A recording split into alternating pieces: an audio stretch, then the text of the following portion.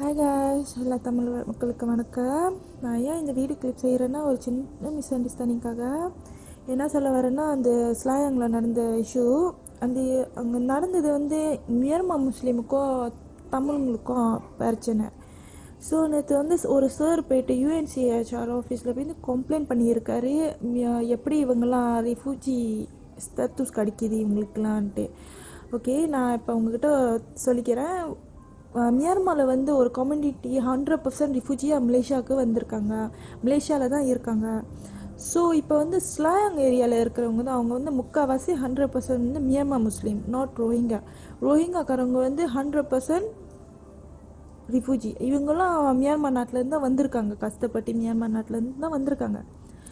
So அங்கே வந்து என்ன சொல்ல வரேன்னா, இப்போ நிறையா வெப்சைட்டில் பார்த்துருக்கேன், இந்தியன் விசஸ் ரோஹிங்கான்னு போட்டிருக்காங்க.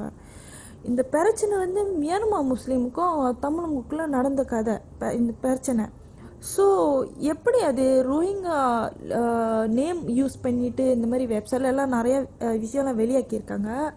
ஸோ இப்போ நான் என்ன சொல்ல வரேன்னா, உங்ககிட்ட ரோஹிங்காவுக்கும் தமிழுங்களுக்குள்ள எந்த பிரச்சனையும் இல்லை, அவங்களுக்குள்ள ஒன்றுமே ஒரு பிரச்சனை கூட இல்லை. பிரச்சனை வந்து இப்போ வந்து மியான்மர் முஸ்லீமுக்கும் தமிழுங்களுக்கும். நான் ஏன் இவ்வளோ தமிழுங்களுக்காக மியான்மர் ரோஹிங்காக்காக சப்போர்ட் பண்ணுறேன்னா, நானும் ஒரு ரோஹிங்கா பிள்ளை. நான் சின்ன வயசுலேருந்து தமிழங்க வீட்டில் இருந்து, தமிழங்க கூட பேசி, தமிழங்க கூட பழகி, தமிழங்க வீட்டில் சாப்பிட்டு இருந்துருக்கேன்.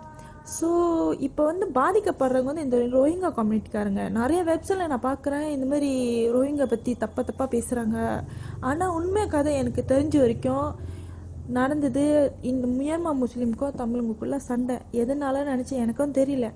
ஆனால் நீங்கள் கோவப்படுறீங்க, அதெல்லாம் சகஜம்தான். நான் உங்ககிட்ட கெஞ்சி கேட்குறேன், ரோஹிங்காக்காரவங்களுக்கும் தமிழுங்களுக்குள்ள எதுவும் பிரச்சனை இல்லை. ஆனால் இந்த ரோஹிங்காக்காரவங்களும் அந்த நாட்டில் தான் வந்திருக்காங்க. அவங்க கஷ்டப்பட்டு மலேசியாவில் வந்திருக்காங்க. இங்கே இருந்துட்டு கொஞ்ச நாளில் அவங்க வெளியே நாட்டுக்கு போயிடுவாங்க. ஏதாச்சும் தப்பாக பேசியிருந்தா சாரி, மன்னிப்பு கேட்குறேன். என் வீடியோ கேட்குறதுக்கு ரொம்ப நன்றிங்க.